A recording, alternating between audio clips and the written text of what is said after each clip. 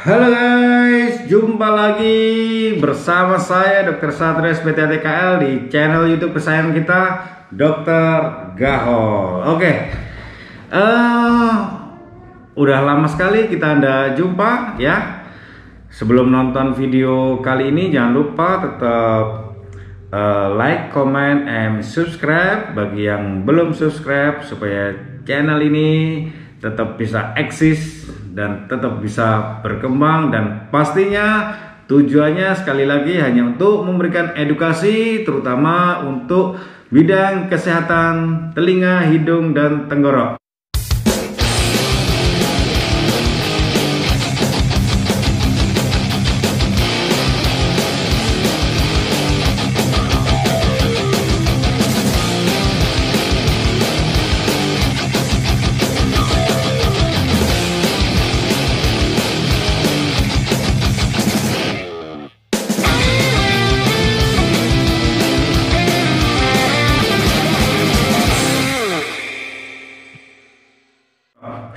Oke, kali ini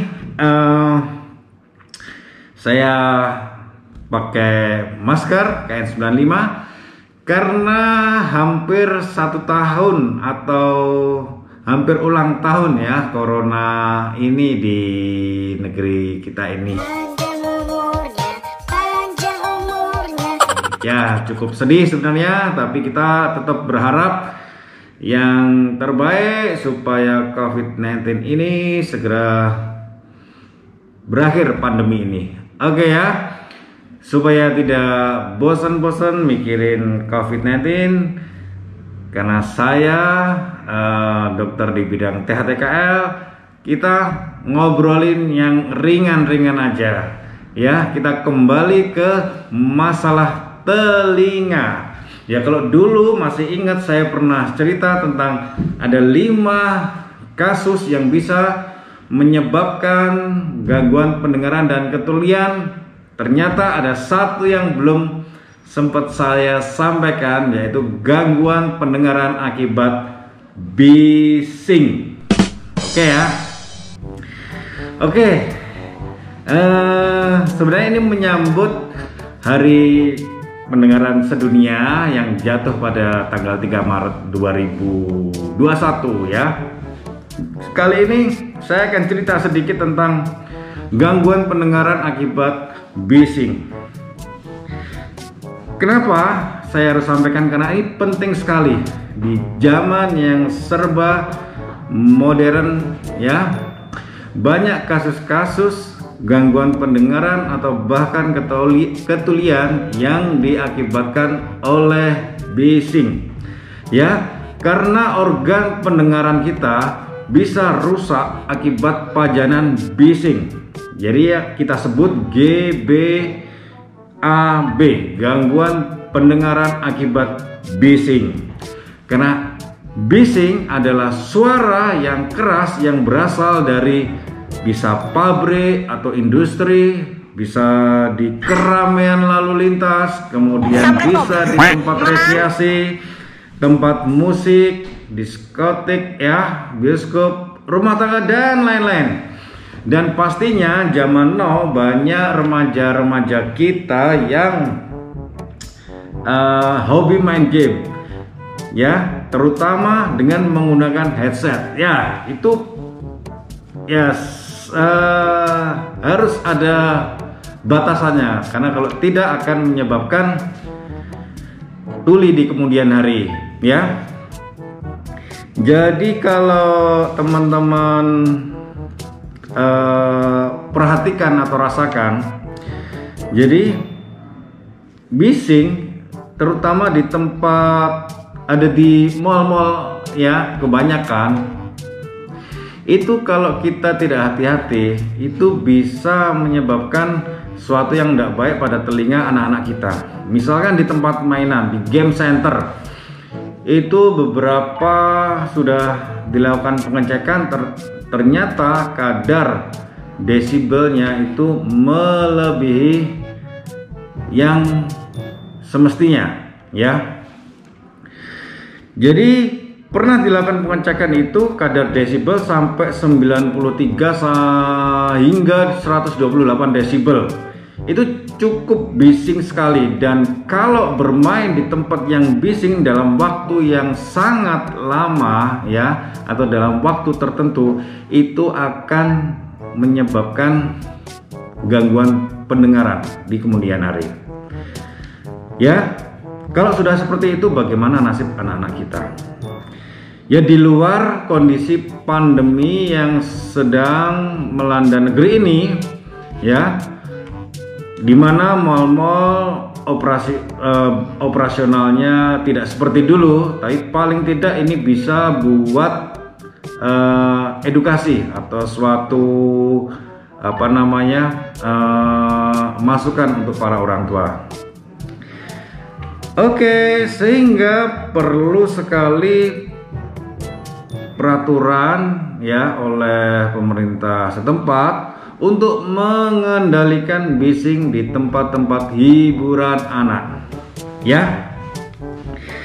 Karena sekali lagi gangguan pendengaran itu bisa menyebabkan gangguan komunikasi pada pelajar, ya, mau anak-anak maupun remaja, itu bisa menyebabkan kesulitan belajar, ya. Bisa menyebabkan kurang percaya diri. Beberapa kali saya menemukan pasien, tampaknya anaknya anteng, pendiam. Ternyata setelah dicek, pendengarannya berkurang. Sebenarnya sangat disayangkan sekali. Biasanya karena kurangnya edukasi masyarakat akan hal-hal tersebut, ya. Misalkan pada pekerja pabrik atau pekerja industri, di mana tempat mesinnya yang cukup menimbulkan bising dalam waktu tertentu tanpa mengenakan pelindung telinga, itu juga akan menyebabkan ketulian atau gangguan pendengaran. Sehingga di kemudian hari itu juga akan menyebabkan satu kesulitan mencari pekerjaan. Kemudian misalkan dapat pekerjaan, pada evaluasi pemeriksaan rutin tahunan atau berapa tahun sekali akan menyebabkan gagalnya dalam mempertahankan pekerjaan. Atau bahkan yang paling berat, karena kesulitan berkomunikasi di dalam suatu pergaulan akan bisa menyebabkan depresi, karena setiap ngobrol nggak nyambung, ya. Itu ya, karena biasanya gangguan pendengaran akibat bising ini kerusakannya terjadinya di saraf pendengaran, sehingga tulinya bersifat permanen. Bisa diobati nggak, Dok? Ya susah, namanya permanen. Dan biasanya dia bilateral di kedua telinga, ya. Pada pemeriksaan yang khas, pemeriksaan audiometri, itu biasanya terjadi peningkatan ambang dengar pada frekuensi tinggi, terutama di frekuensi 4000, ya. Nanti bisa dibahas di topik bahasan yang selanjutnya. Jadi kalau yang di video-video sebelumnya pernah kita lakukan tes audiometri atau tes pendengaran, tes ambang dengar untuk pasien-pasien penyakit yang lain. Nah, sama, tetapi untuk gangguan pendengaran akibat bising itu gangguannya di frekuensi tinggi atau frekuensi 4000 biasanya. Oke. Sehingga untuk saat ini global isunya itu banyak, atau bisa dikatakan jutaan remaja itu berpotensi tuli, ya. Oleh karena apa? Oleh karena sekarang lagi zaman now itu ada yang suka mendengerin musik pakai headset, ada yang suka main game pakai headset, dan biasanya dalam jangka waktu yang lama, dan biasanya volumenya keras. iya kan? Tetapi nggak usah khawatir, yang seperti itu sebenarnya bisa dicegah. Gimana cara nyegahnya? Dibatasi, ya, bukan tidak boleh tapi dibatasi. Mudah aja sih, sebenarnya prinsipnya adalah 60-60. Apa itu 60-60? Maksimal pemakaian 60 menit dan maksimal volumenya adalah 60%. Ya, sehingga kalau sudah 60 menit dan sudah 60% maksimal volume suara, harus istirahat supaya organ saraf pendengarannya juga istirahat.